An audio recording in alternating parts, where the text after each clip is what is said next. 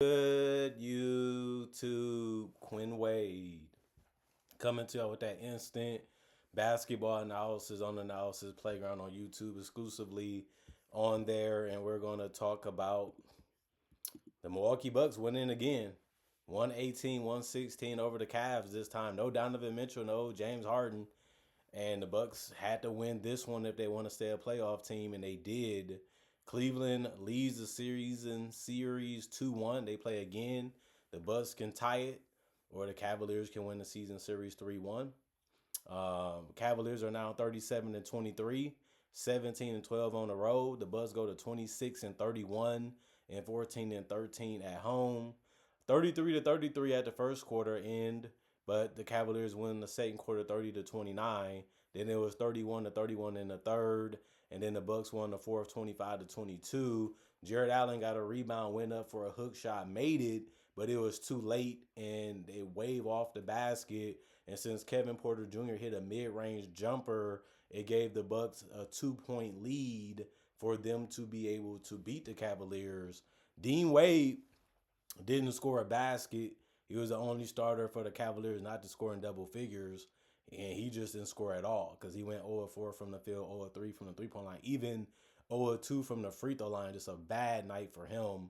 He did have 4 rebounds and 4 assists, no turnovers, no personal fouls. It was a +9 and plus minus, but of course, you rather him score at least 2 shots than none. Even if they had to be free throws, that could have made a big difference. And this one, Jared Allen had a big night. This time without Mitchell or Harden, he had 27 points. That actually was game high for the Cavaliers. He went 10 of 15 from the field, 7 of 8 from the free throw line, and had 11 rebounds. That's a double-double for him. He also had 1 assist, 1 turnover, 2 steals, and a block.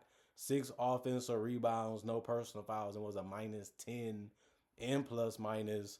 And then you look at Dennis Schroeder. He was smacking threes and getting to the basket basically whenever he wanted to. He even went 7 of 9 from the free throw line, 3 of 6 from 3, and 8 of 14 from the field. In 35 minutes, he also had 2 rebounds, 5 assists, 3 turnovers, and a steal. 1 offensive rebound, 1 personal foul, and was a -5 and plus minus. Sam Merrill played 34 minutes and had 14 points. He went 6 of 13 from the field, 2 of 8 from 3, 0 of 2 from the free throw line. He had 5 rebounds, 2 assists, and 3 turnovers. 1 offensive rebound, 3 personal foul, was a -2 and plus minus. You want him to shoot better from 3. That would be probably the biggest criticism besides the turnovers, but he made a lot of shots that wasn't threes, and you got to be happy with that because you knew that that's what he really wanted to do, and the Bucks did a good enough job making them a little contested. Jalen Tyson played 35 minutes. He had 14 points.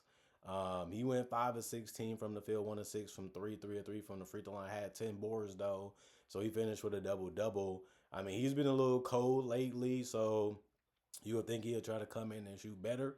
Well, he shot a lot of attempts, the most on the team tonight. He just didn't get the results that he felt that he wanted or thought he was going to get.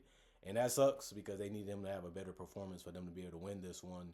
He still did have 3 assists and 2 steals and no turnovers. He also had 3 offensive rebounds, 3 personal fouls, and was a -19 and plus minus. Larry Nance Jr. played 8 minutes. He went scoreless because he didn't even attempt a shot or a free throw. But he did get 2 rebounds and the assist, no turnovers, no personal fouls, and was a +1 and plus minus. Tomlin, he did score, but he did go 0-2 from 3 and 1 of 4 from the field for only 2 points in 9 minutes. He did have 2 rebounds and 2 turnovers, 1 offensive board with no personal fouls, and he was a -3 and plus minus. Thomas Bryant played 16 minutes. He had 11 points. He went 4 of 8 from the field, 1 of 5 from 3, and 2 of 2 from the free throw line. You know he has the outside touch. You know he can still finish in the rim because he's still big and tall and lanky, but it kind of worked for him in this one. 2 rebounds, no turnovers, 2 personal fouls, and a +8 and plus minus. Craig Porter Jr. played 22 minutes and had 8 points and went 3 of 4 from the field, 1 of 2 from 3, 1 of 1 from the free throw line, and had 2 boards. He also had 9 assists. Somebody had to run the offense. Somebody had to make plays for others. He said, I do it, and it was a lot of guys open and obvious. He just had to make the pass, and it worked out for him in this one. He also had no turnovers, no personal foul, had 1 offensive board, was a +5 and plus minus. Keon Ellis, he played the most minutes off the bench with 29. He gave him good production 14 points. That was the most off the bench. 5 and 9 shooting from the field. That was efficient. Also took the most shots off the bench. He also went 4 of 8 from three. That really helped him stay in it. And then he had 4 rebounds, 3 assists, 2 turnovers, 2 steals, and a block. 2 offensive rebounds, 1 personal foul, and was a +6 and plus minus. That was a really good performance for him, but it wasn't enough to help him get the win.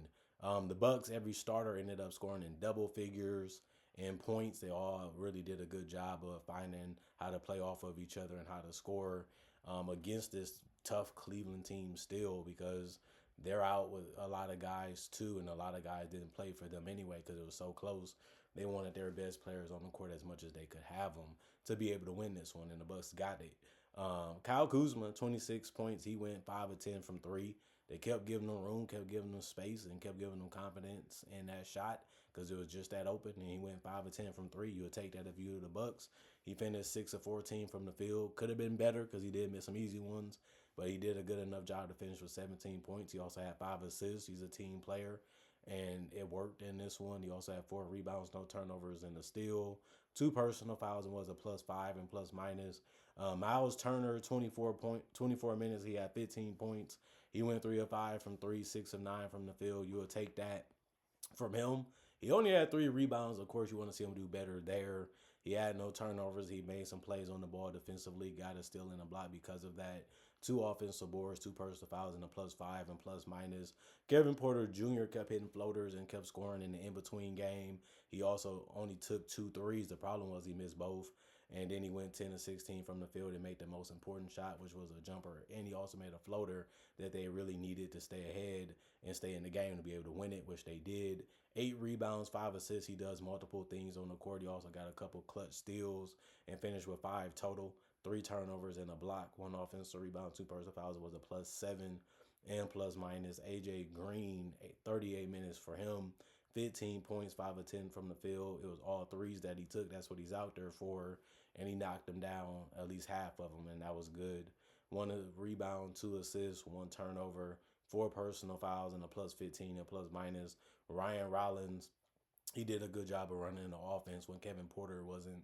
He finished with 9 assists, 18 points in 35 minutes, 8 of 13 shooting from the field. That's just really, really good for him. And he also went 2 of 6 from three. You still prefer him to shoot the three, even though he can make them. He had 3 rebounds and 4 turnovers. That was the worst part of his night.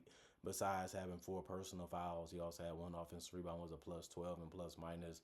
Bobby Portis ended up playing 21 minutes. He had 10 points. He went 4 of 8 from the field, 2 of 4 from three. He grabbed 5 rebounds, 1 assist, no turnovers, 2 personal fouls, was a -4 and plus minus. As long as he's efficient and scoring in double figures and grabbing boards and playing within the flow of the offense and making shots individually when they're good looks still, you're happy with that. Dieng played 13 minutes. He had 5 points. He went 1 of 6 from the field, and it was 1 of 6 shooting from three. That was his only field goals besides going 2 of 2 from the free throw line. He did have 2 assists and 1 turnover and a personal foul, was a -12 and plus minus. He didn't score the ball that great. Didn't really do much in this one. Jericho Sims was a hero in this game because he finished with a double-double off the bench. And he had some big shots in the fourth quarter, just dunks, but you still had to make them, and he did. He also went 1 of 2 from the free throw line, 5 of 6 from the field, and he had 2 assists, 2 turnovers, 4 offensive rebounds, 3 personal fouls, and a -5 and plus minus. And Cam Thomas, he didn't hog the ball in this one. He just scored when he could. 1 of 2 from three, 3 of 6 from the field, 7 points, 16 minutes, and he also had 1 rebound, 2 assists. He did have 2 turnovers. Other than that, he had no personal fouls and was a -13 and plus minus. They didn't need a big night from him to win because of the starters playing really well and making a lot of their shots, because they shot as a team 55% from the field. You don't see them do that often, especially without Giannis. 48% for the Cavaliers, 42% from three for the Bucks, 30% for the Cavaliers, 60% from the free throw for the Bucks, but they only shot 5 free throws anyway. While the Cavaliers stayed in the game because of free throws, they took 27 and made 74% of them. And on top of that, they out-rebounded them because of the offensive ones. They had 16 offensive rebounds and 44 total, the Cavs did. The Bucks had 36 rebounds and 8 offensive, and they also had 28 assists, and so did the Cavs. 13 turnovers for the Bucks, 11 for the Cavs. Both teams had 7 steals. Both teams had 2 blocks. But the Bucks committed 20 personal fouls and the Cavs only committed 10. And this was a game you just hope that the Cavs still won and still got done in a positive fashion. It just the Bucks hung around.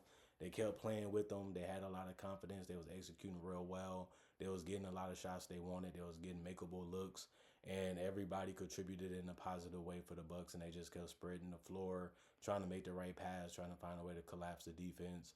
Ended up working enough to get the win. And the Cavaliers, they look at it and say, well, our best players was out. No Mobley, no Mitchell, no James Harden fractured thumb, and you look at it and say, well, we still should be able to beat this team, or we should give them a good challenge.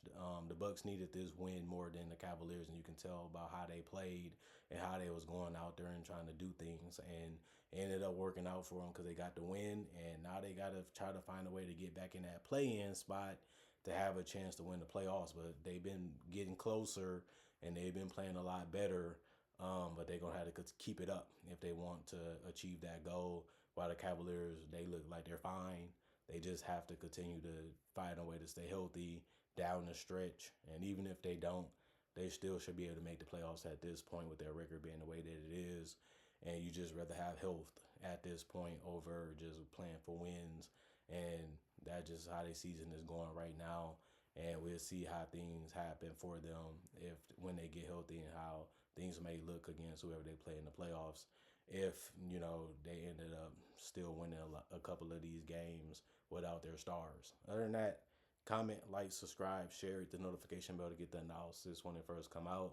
Y'all stay blessed up. Y'all stay good. Peace. And I'll see y'all later today. Hopefully more analysis.